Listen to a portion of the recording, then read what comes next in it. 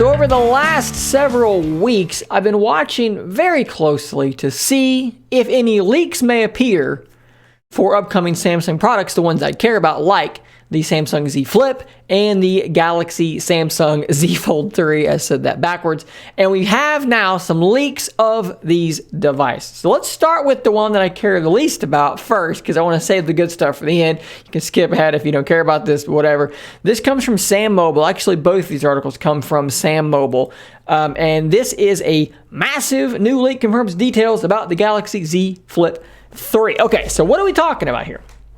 What we have here are a series of promotional images that have leaked about the Z Flip 3.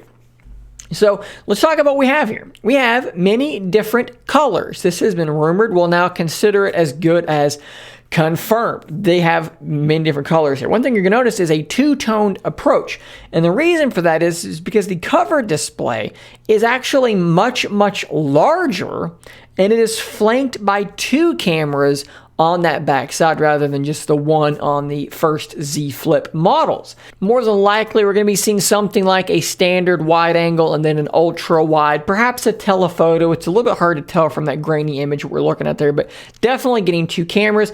Let's talk about that bigger cover display though, because you're able to see here an entire text message on that cover display instead of what you got before, which was like a tiny little ticker display. This is a big improvement. It's not quite as good as what is on the Motorola Moto Razr, but it's a big improvement from before, and I think that the physical appearance looks pretty good. Apparently this thing's going to be fully wrapped in new Corning Victus glass, which should be the strongest stuff on the market. Samsung is also touting something that they're calling armor, which is applied to the screen, the outside, the hinge. So they're going to be touting durability on these things in general. I wish we could have gotten a look at the inside of the Z Flip instead of just the outside, but that's going to tell us a lot. The inside's probably just going to be an edge-to-edge display like we've already seen, so probably nothing too shocking there. But okay, Z Flip 3, great, whatever, but obviously the thing that I care about the most is the sequel, the successor to my Z Fold 2, which has been my daily driver, my primary device for the last, I don't know how long. I have no concept of time any longer, but I've really, really enjoyed using this device for the last X amount of time, maybe like a couple months, a few months.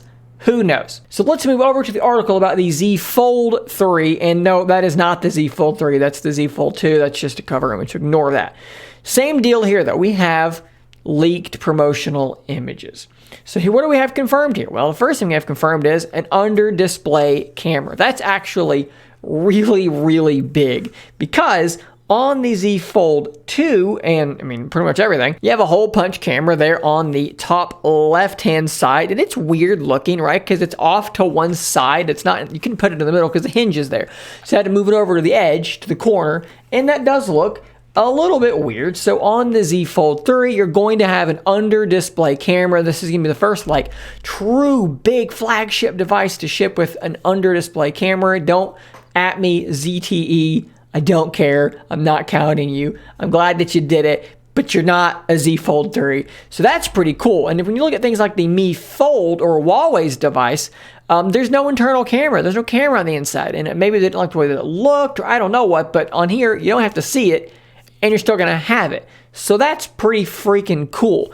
Let's scroll down to the next thing. Oh my goodness, what have we here? They're doing a video call while they're using an S Pen. So the S Pen support, yes, it is there. No, it's not going to be stowed inside the body, the frame of the Z Fold 3, but the pen is compatible. Curious to see here. That looks like a pretty fine tip there. I don't know what they're going to do there. How durable is this ultra thin glass going to be using the S Pen like that? But I like the idea. Split screen like that. You know, I'm in a video call while I'm taking notes or whatever. That's pretty cool. And then last but not least, we have a look at the outside of this thing. And it's not adopting the same look as the S21 line. This is keeping its own distinct styling, which I don't necessarily hate. They've rounded off the camera bump.